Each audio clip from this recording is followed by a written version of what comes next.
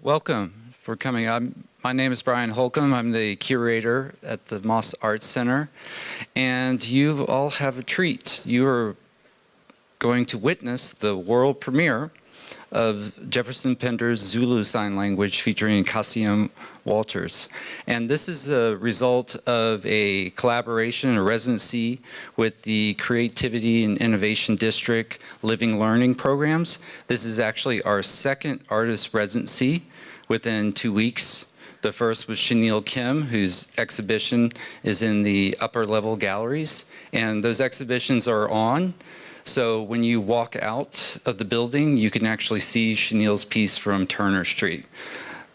So Jefferson and Cassium have been here all week working on this piece and workshopping this piece with the production crew. And I just wanted to go ahead and send a thank you to the production crew here because you have been excellent. Excellent. Yeah. And since you all like this so much, I'll continue to bring one back because Liz and Ruth decided to give me more money. So, okay. All right. So with that, we will have a short Q&A after the performance, but for right now, I want to introduce you to Jefferson Pinder. Hey, everybody. Thank you so much. Did someone say money? No. I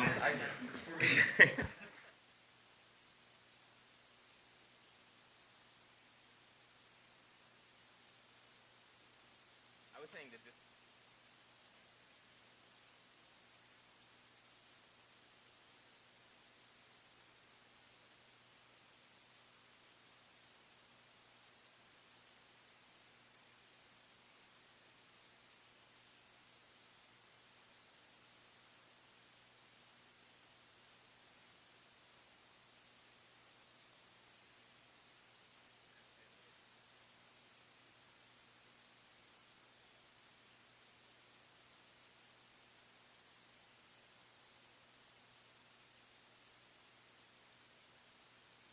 Space, than the other space. Thank you. I was tested yesterday as part of the Virginia Tech policy, so I'm not wearing my mask, but politically, and I'm with you. So what I want to say is this is a bit of an interactive piece, just like any ritual. I mean, this is there has to be different elements. One is Cassium. The other element is all this spectacle, but the audience is perhaps the most important. One of the things I want you to think about is like, well, this is sign language, and there's a repetition of sounds, and there's a repetition of body movements, and I want you to think about coming away with something. This idea came about actually when I was, in 8th grade.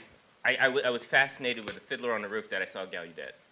And I can still remember the signs, and it ingrained itself in my head in a physical way. And I was like, if I can do something that can move people like that production of Gallaudet, or just even that sign did, I think we can begin to have a broader conversation about language and communication and what it means.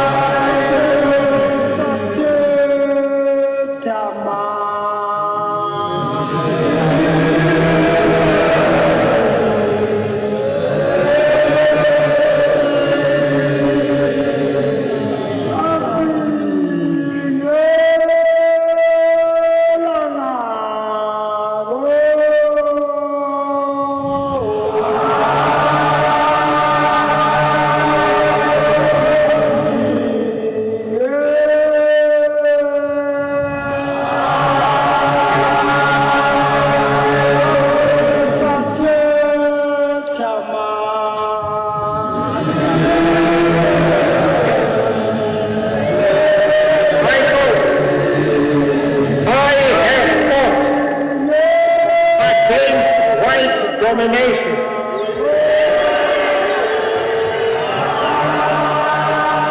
And I have fought against black domination.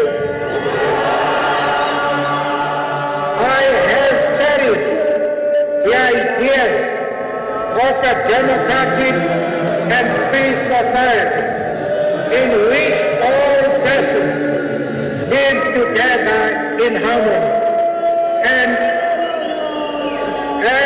with equal opportunity. It is an ideal which I hope to live for and to achieve. But if needs be, it is an ideal for which I am prepared to die.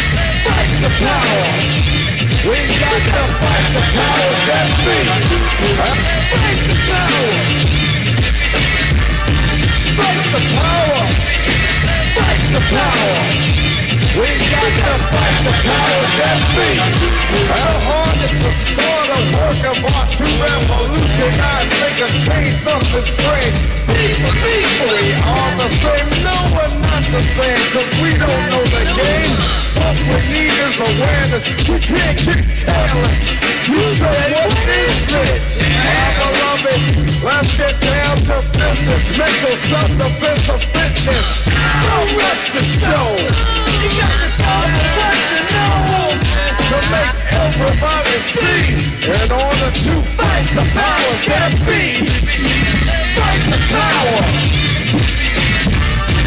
Fight the power. Fight the power. Fight the power. Fight the power.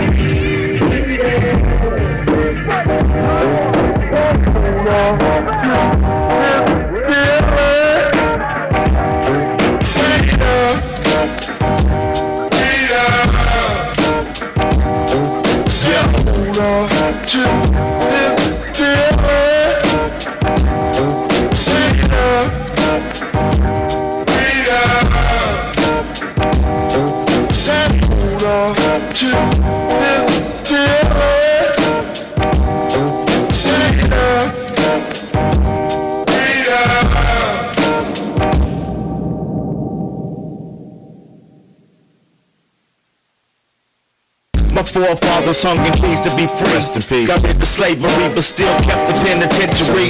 And now freedom got a shotgun and shells with your name. Release the hot ones and let free reign. Old prisoner, Hollywood visitor.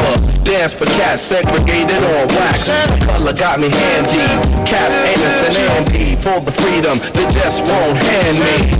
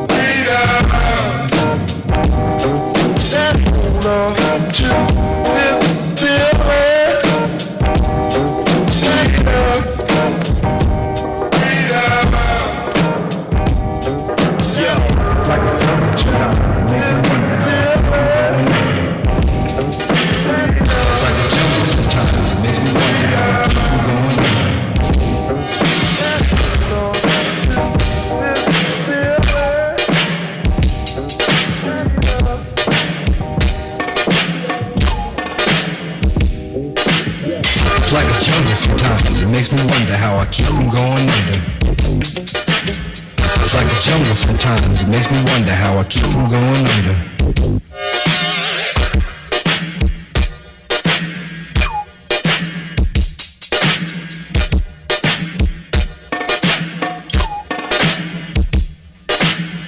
Broken glass everywhere. People pissing on the stage, you know they just don't care. I can't take the smell, can't take the noise. Got no money to move out, I guess I got no choice.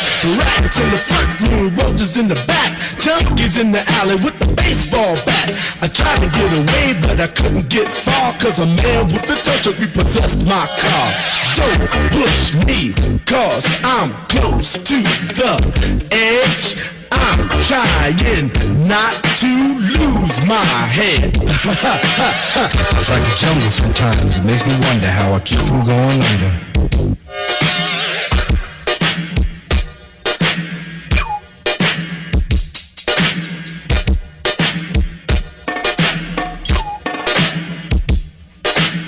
It's like a jungle sometimes. It makes me wonder how I keep from going under. It's like a jungle sometimes. It makes me wonder how I keep from going under.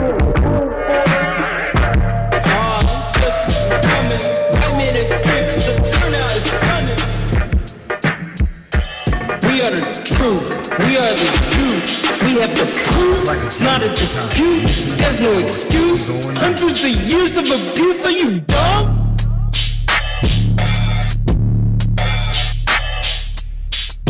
Shit ain't new. Fuck this shit ain't new. I'ma take to the streets, then I'll take to the streets, and I'll take to the streets until we see change. I'ma take to the streets, then I'll take to the streets, and I'll take to the streets, take to the streets, and I'll take to the streets, and I'll take to the streets. until we see change. Can you say the same?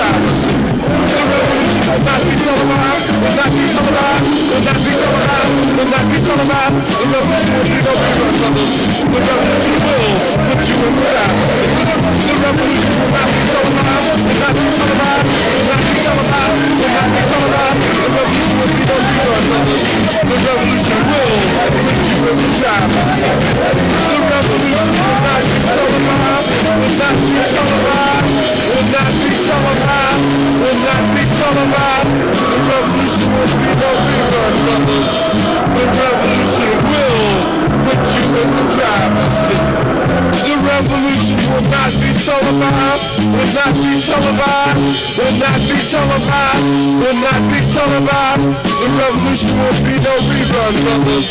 The revolution will be live.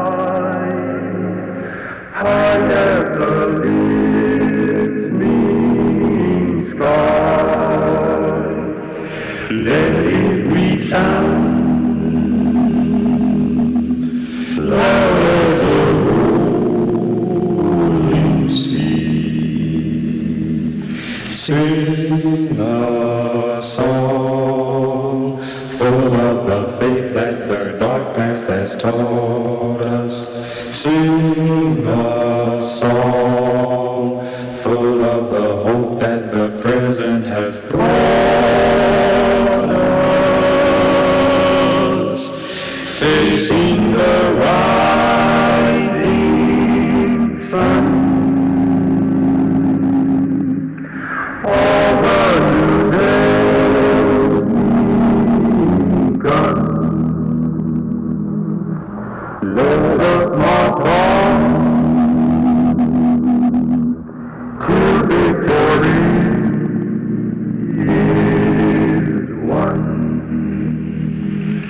Sing a song full of the faith that the dark past has taught us. Sing a song full of the hope that the present has brought us. Facing the rising sun.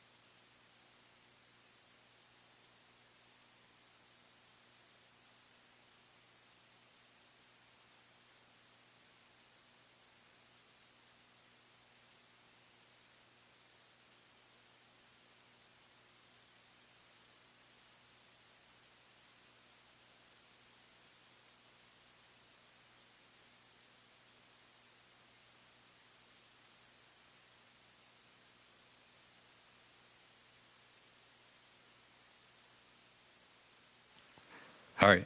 Oh, that's better. It does not speed up my talking. All right, so you'll still have to deal with that. But it'll be recorded for all the students that you tell about. Let's see, you got a mic? There was one. I think I misplaced it.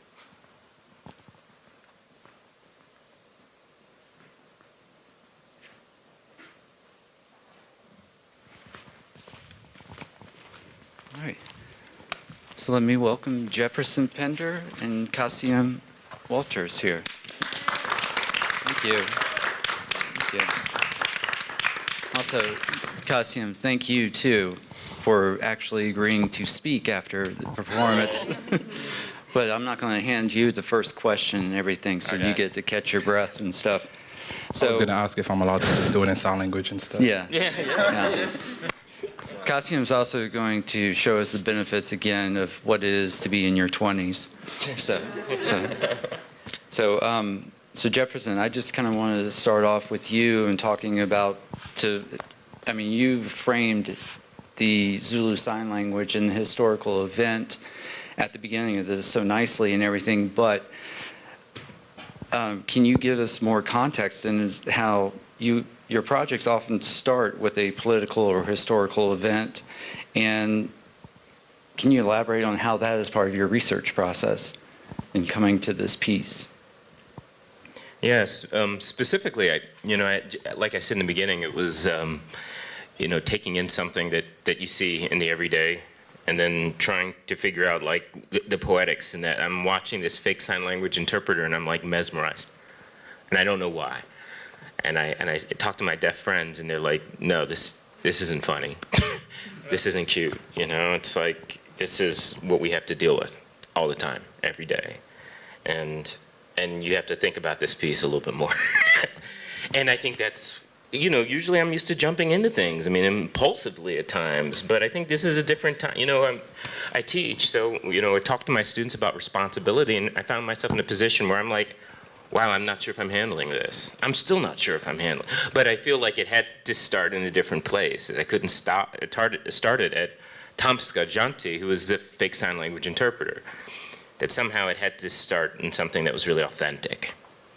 And I guess all of the pieces, there is this slippage, that's my artistic license to be able to take something and to go off-road with it. What I mean by that is like, no, I'm not a scientist, I'm not an anthropologist, I'm not a historian, I'm not an art historian. So that gives me some playroom, it's just like when you ask a child to draw, they do amazing work. Once you start saying color within the lines, make structure, there's a different kind of process that goes with it. So what I'm saying is that sometimes the purity can be like in the root of ignorance, but we have to dig deeper, I think that we have to find out more, and this has been a process, and I'm glad that we had the opportunity to come here and that I had the opportunity to work with Kasim to be able to dig deeper into what this piece could be about. There are so many layers, and there's so many expectations of responsibility, but what I also tell my students is you can't let that stop you. It might have taken a longer period of time, but you have to roll with the ideas, or else you're going to constantly edit yourself out of your own work. Yeah, because you were saying that this piece took you about like 7 years to even bring it in front of a public audience, because you are the first public audience that we have brought this piece to. And can you tell us like some of the challenges of that? And I'm sure this would bring Kasim into the conversation of dealing with multiple languages, but also, Kasim, I'm sure you can jump in after Jefferson of talking about one, the multiple languages that we're dealing with, but also specifically Black American Sign Language, and how do you move through that in a performance piece? Right. I'm not proud to say that it took me that long. It's a little scary. I had really good friends who were like, maybe you should move on. But the great thing is you don't have to work on everything all at once, and this was something that deserved more time. I had a script that initially was excerpts of pieces from actually slogans or phrases from lectures, and I put it all together, and it was like 4 or 5 pages, and I gave it to my friend who's an interpreter. He's like, it would take me 5 years to do this. This isn't easy. You're gonna have to, it's like there's not a sign for that. You're gonna have to figure that out, and that's an approximation. So of course, what did I do? I started to try to figure out how I could do it. And I think it probably was about 1.5 years, and I realized this is insane. There's no way. I'm not doing it. I'm not doing it. And I gave my assistant, Jeremy Sabluski, an assignment. And I was like, you know what? I want to finish this piece. Help me find someone who could do this. And he's the same age as Cassiem. And so he went deep, you know, into the internet and just like was like, I found 5 people for you. And I was like, wow, okay. And the first one was an academic, and I was like, no way, forget it. Sorry. And the second one was Cassiem, and at that point I was like, no, this is the guy. I don't need to see any more. This is it. And with that, and I feel like I'm probably the most fortunate person, because sometimes you can do this much of the circle, but it's not enough. And he came in and was like, no, this is the circle you need to do. And so I'll stop there. First and foremost, thank you guys just for coming. Thank you for trusting yourselves to even come to such an experience. I know Zulu sign language, when you hear that, I don't know what goes through your mind, but it got you here, and I'm grateful, seriously. But it's weird because when you were saying 7 years ago, it's like, it's more of an honor for me before even just saying what the experience is like, because let's say he would have honed in on that person 7 years ago, like it wouldn't have been me. You know what I mean? I was a senior in high school 7 years ago. You know what I mean? And just thinking about that is crazy, you know? And then even like a year later, you said still, I wasn't even, you know, I didn't know that I wanted to go to like Gallaudet yet and stuff like that, you know? So you still probably want to find me. So sometimes like, it's interesting hearing him, and we were just talking about this last night, interesting hearing his take on like, you know, I'm not proud to say it took 7 years, but I'm like, thank God it took 7 years for me, you know? So, and yeah, and just I think just the different languages is funny because my mom and I were born in England, so there's BSL, right? That's British Sign Language. So when we were talking about it yesterday, a funny question came up. Do I say BSL for Black Sign Language, or do we say BASL for Black American Sign Language? And it's such a sensitive thing because as a performer, I think about my mom first and foremost. And you know, she's tuned in, and when she is tuned in, she's like, I'm gonna go home and I'm gonna hear it, you know? I might hear from him on a director's, on an artist, you know, level, but it's a sense of integrity as well. Like my mom, my dad, grandparents, they're all deaf. So it's like, I go home and say, I was proud to be saying BSL, and they're like, you don't know British Sign Language, you know? So who are you to, you know? And then it's like, again, trusting me to make words for words that aren't out there, still integrity. You know, a deaf person logs on and they're like, that's not how you say street, or that's not how you say crack, that's not how you say coke, but there's no words for that.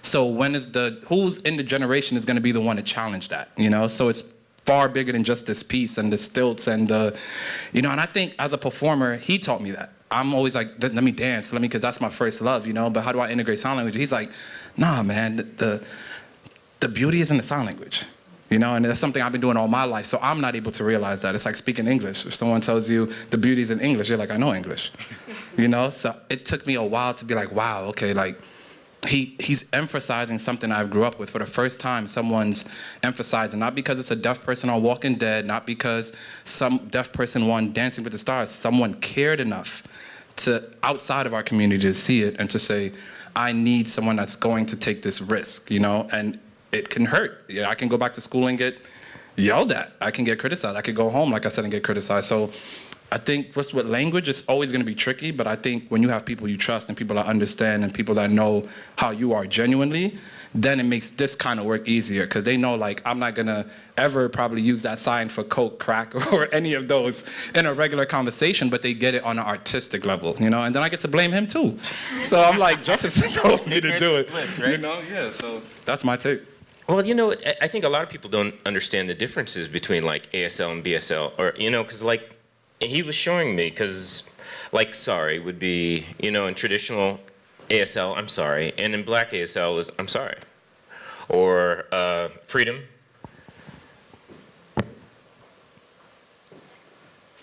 And then freedom for, and then on our performance, freedom, because the context of the music. So it's like this language is evolving into something completely grounded but creative.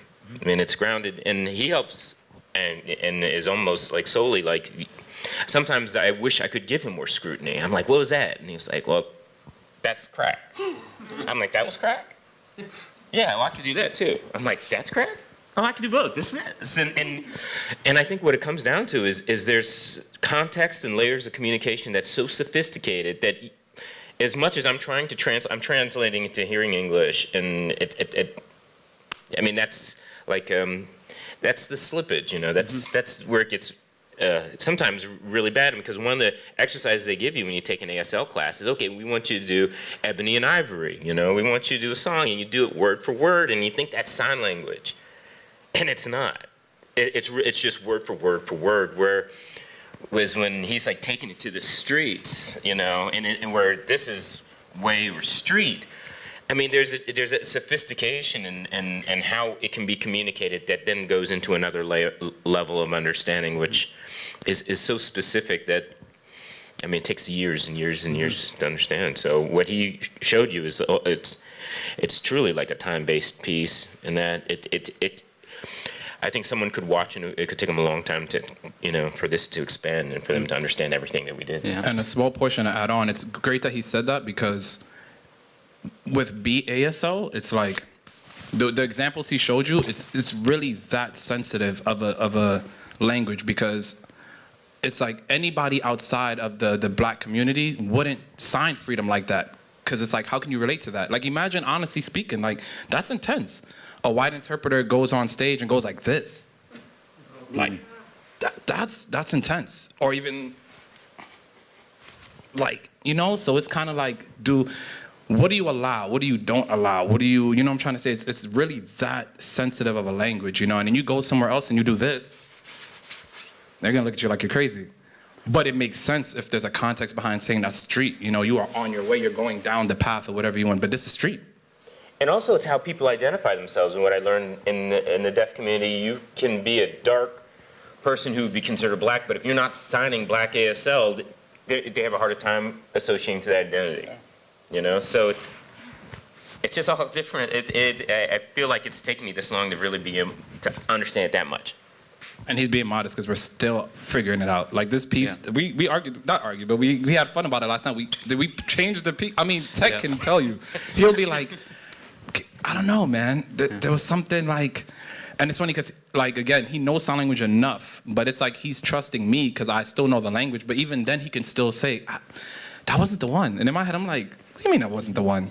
Are you fluent or am I? No, but it works though, because then it unlocks another level of my mind to say, let me go back to the apartment and figure out, you know, what am I missing? Because I've been doing this for 25 years. What can I do differently? Like breaking a habit, you know, and that's what it is. And he'll be like, I liked it last time. And I'm like, oh man. And then he's like, no, I think I liked it this time. So it's, again, it just goes back to like sensitivity and really like how you identify with certain things. So I'm grateful.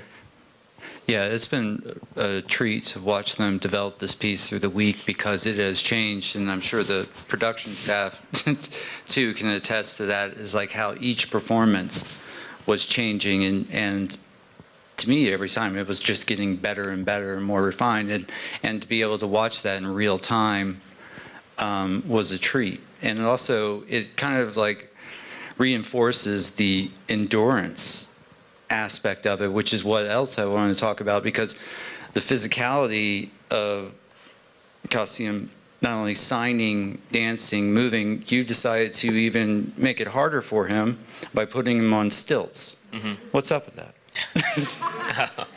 Yeah, it's like he's such a talented mover that the stilts offered an obstacle. I mean, just like in any theater exercise, it's like it's something he has to work through. And it was a constant tension. And from that, it's like, that's like, so when you see him tense, it is because at times, like today, there are constantly things that might not be working the way they're supposed to. And how does that become a part of the piece? How does that affect the movement? So it's part of the challenges. It's like if we walked in and we had something very specific and we worked it again and again, I don't know if it would have been as beneficial for us as a learning process to constantly have a bit of confusion. He's been exceptional. I mean, we came in with the stilts at this high, we raised them to this high, and it changed the piece. And then yesterday we were like, okay, we had a sound person who designed this whole thing, Josh Spellman Hall. And yesterday we just picked on Kasim, and we were just, and I mean, for good reason. Of course. I mean, I think it's really more of just like, okay, we know how talented he is. It's like, what would happen if half of the song just was gone? And Kasim's pumping and working his way through it without anything. And then there's beauty in that. So it's trying to find that. But I think also the balance is the comfort of the performer working toward a presentation or a performance. And that's what we talked a lot about last night. So, I mean, as a provocateur, you know, and as an instigator, I feel like I'm really good at coming up with these things, but then it's trying to figure out, well, you know, what's fair? Yeah. You know, with a week to go. Yeah, and I think to give you guys quick context, because I have to make him like look as crazy as he really is, right? So he reaches out to me. This is probably like over the summer, maybe a little late, and he's like, you know, when you get something like on Instagram or anything, you're very wary about it, because you're like, you know, and I had to go to, I tell the story all the time, I had to go to his page and really see like the stuff that he does already, because what I was reading in that small message of, hey, we would love to work with you on this project, it did not make sense. If you go to any of our pages, I think then it'll make sense, because I'm so grounded. Like I could have done this whole performance in a dance, like in a ballet, and it probably would have been a different feel for you guys. But for him to place me up there, it makes sign language larger than life, you know, because I can sign here, but it's going to be this small. Imagine on this level, it makes, like he said, the language so much more important, you know. And when he reached out, like he said, yeah, this is the mock-up, and he showed me a well drawing of how he did it, magazine cutouts, everything, and it was stilts. And I was like, I'm not going to Chicago to go on those stilts and do sign language. And sure enough, a month later, I was in Chicago on stilts. And it's like, he's so modest about it, but like even in the beginning process, my leg was like doing this weird thing on the stilts, because like it just kept going in, and he's like, you're gonna work through it. Just, like, I don't know. And then he gets on it and he's like, you're fine, man. Like, so I think it was interesting. And then, you know, and then it was like, we spent like 2-3 days out there and just drilling it and drilling it and drilling it. And then we come out here and it's like, it's totally different, because now I got comfortable. And again, Tech can, you know, attest to this. I'm like running around at one point in them, and then he's like, I feel like they could go higher. And then like I wish we could show them, like it went probably from like here to like, it had to be like what, another foot maybe, and like I have to make him look crazy, but and then he's like, let's do it again, and I'm like, this is brand new, you know, and we're talking like middle of the week. So it's like, it's interesting for someone to really trust you, but the endurance that goes, you know, I woke up every morning, luckily he heard me like just speaking about like, man, I need to get pumped, I need to get in the gym for this. The next day, Brian comes back with the gym car. Like little things like that really, but seriously put you in the mindset of like, I got to get pumped before I get on these stilts. I need a different kind of confidence that I can't get from this space, you know? So, and then when I get in this space, everyone's like, you're doing great, you're doing great. Then you might like tilt over and somebody's running to get you. And I'm like, I'm doing great, right? Okay. But, you know, I wouldn't have got to this level if it wasn't for that. And that was the whole idea, is that like this would be like a trust exercise. And there were moments in the studio in Chicago that were just brilliant, and now and it's like, boy, I wish we could make a performance out of this, which led to this. And, you know, I was talking to Brian, I was like, Brian, we just did this shoot, and the best moments aren't captured on the video. The best moments were in the studio when we told Kasim, like, if you happen to fall, just go stiff and we'll catch you. So there was a couple times where it was just like, oh God. And we caught him. And I think, I mean, as many times as we were on our phones, it's amazing that we did. But in the end, I think Jefferson called me with one hand that time, right? It was kind of like. No, but I mean, it's these brilliant moments that, like, how do you begin to articulate that in a space that's live? Mm-hmm. Because, you know, in video, it's, I mean, I'm not sure if it has meaning the same way. So. Yeah. Back to you. Yeah, well, the other aspect of it, I mean, there's two other things I want to touch on in the time we have is the audience, because the stilts raised Kasim so you could actually see the audience and the projectors, and kind of referencing, to me, it felt like a concert in a way, with the standing audience, the speakers in the concert. So could you talk about your thinking behind that type of relationship too, of having an audience, the importance, like what level does that open up to the piece, and also your visual cues too? Like he's performing on a stage higher, Right. but yet he's not on a stage, he's on our level. Right. You know, I'm a sports fan, and I'm fascinated in this idea of like going to an event and then having like what you're seeing live being projected, and which one do you go to? I mean, you're juggling this, you know, this live, you know, live action versus this virtual live action, and you're comparing, and sometimes you're getting more from. Sometimes really believe I have a better seat at home, and so it's like trying to figure out, like, well, first of all, this is amazing. I mean, I don't know if we'll be able to do this again. And the idea of being able to come to Virginia Tech at a technical school and to have a team like this that says, okay, you know, what do you want to do? That's intimidating as hell too. Because, I mean, I'm used to working with a shoestring budget, and here's 6 people who are like, we're waiting.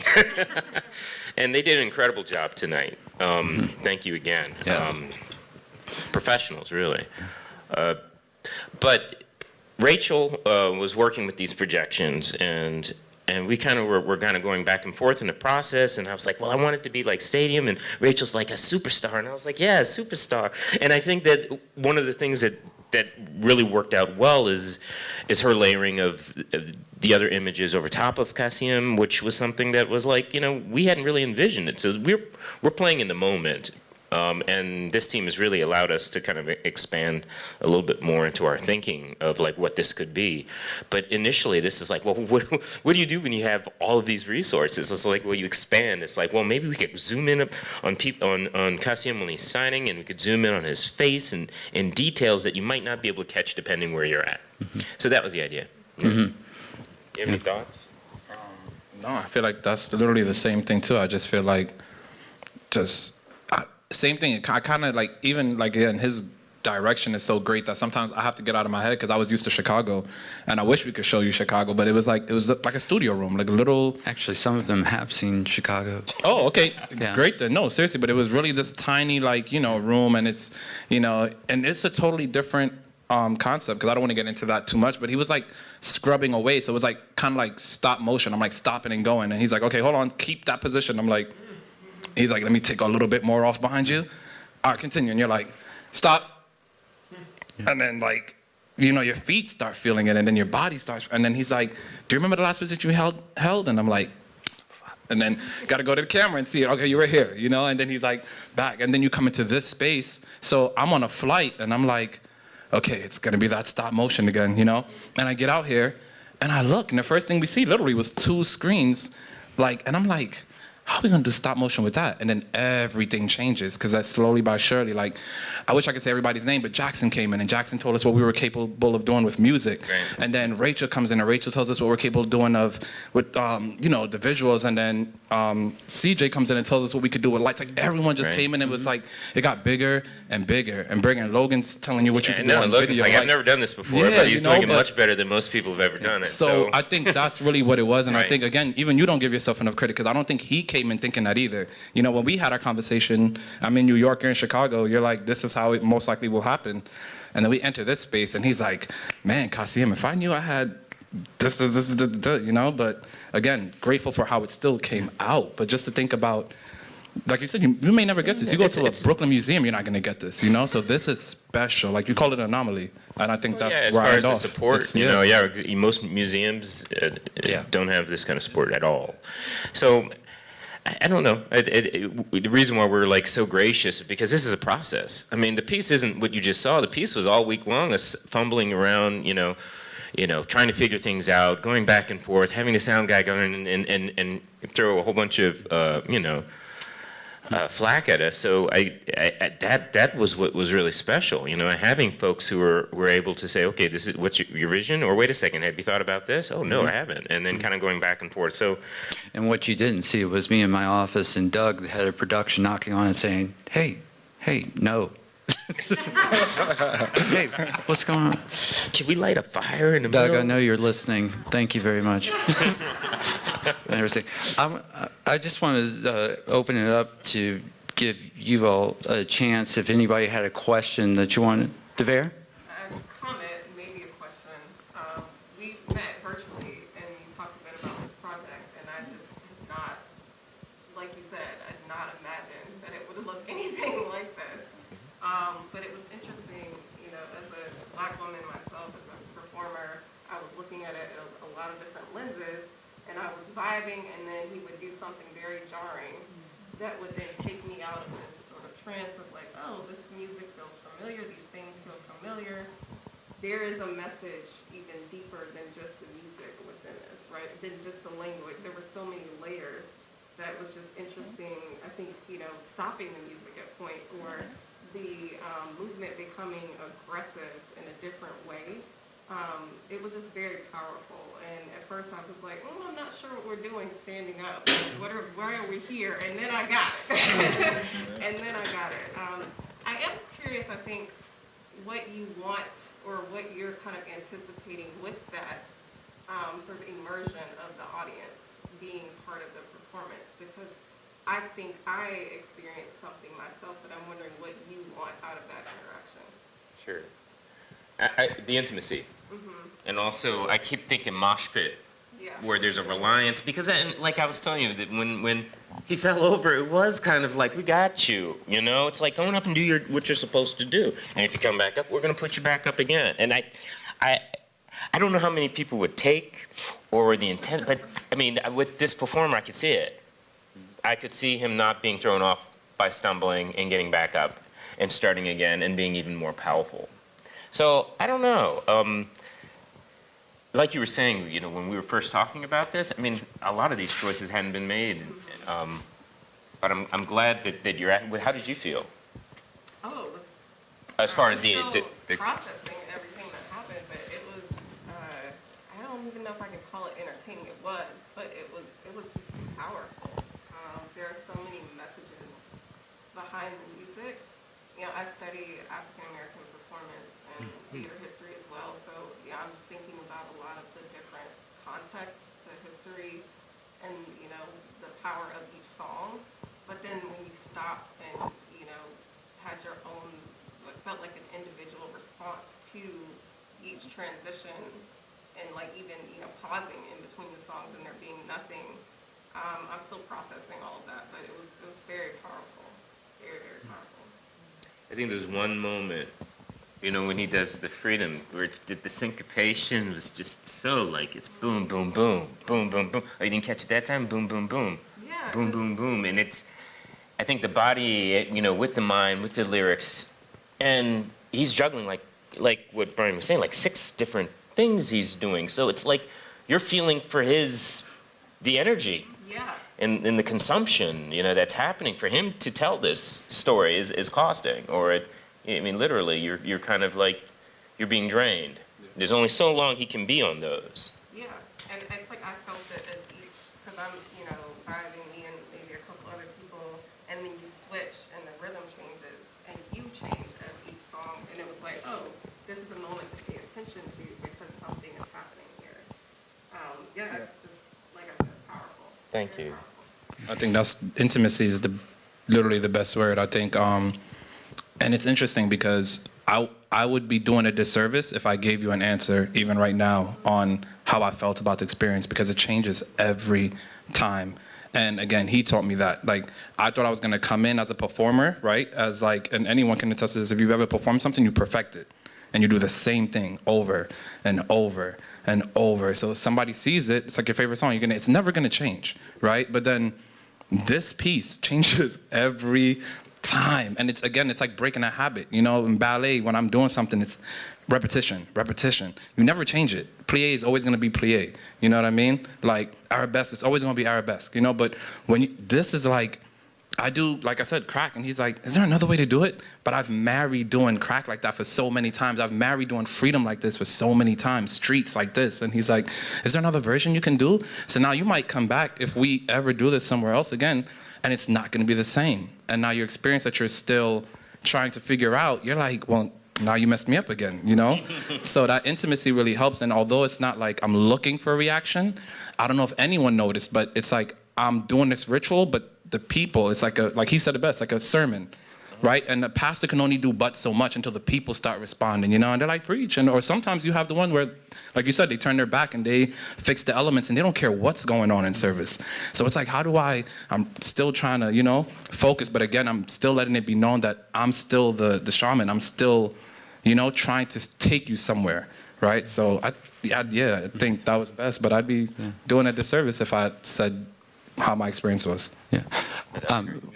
We're just have time to just take one question from Margaret real quick, and then we got to wrap. I really found it powerful too, and just the observation, thinking about the stilts is, you know, it did, it contained you as a dancer who's used to moving, to not, you know, to have to really invest in your sign, but it also, and it raised you up so we could see you in the performance, but it was also so powerful to me because the height gave you power, but at the same time, you were bound. You were bound to the stilt. So you were chained, right? And so to have both the power of the height but be chained, that was really intense. And even how he moves too. I hadn't thought about it, but he moves like there's a ball and chain on him, right? Absolutely. Yeah, so that's great. You It's know? an internal struggle. Like he said, there's 6 layers. Like there's probably more than 6, probably like 6 million. Like, but seriously, there's layers of like, again, even the light. Like how do I get everyone to understand the power is coming from the sun, you know, the rising sun? Or how do I get you to understand that I'm actually, there's a couple times, even when he went over, I'm like, yo, this strap was loose, like halfway through. And it's like, do you stop everyone's rhythm? Or do you find a way to like, I don't know, use the other foot, or you start shaking. Like, I don't know. But it's like you have to just work through that. And you said it perfectly. Like you have this power, but I can't do what I normally do, you know. And that's him challenging me, and he gets a piece out of that. So if I'm getting a piece from everyone and from him, I'm sure he's getting something from that. So I think it's. Yeah. Well, I mean, you know, if there was failure, I mean, failure is a part of this. But when somebody is as gifted and as talented and is able to do so many things, it's like, well, how many other things can I throw at Kassim? And because I think it's the power of the piece is watching you like take all of these things and make it into something artistic. Yeah. Well, thank you again, both of you, and everything, and thank you all for coming. I mean, I hope it was a real treat for you. And you know, we have to wrap up, but feel free if you want to come up and ask Jefferson and Kassim or say hey to them. But thank you again. Yeah, and thank you for coming out today. Thank you, guys. Thank you.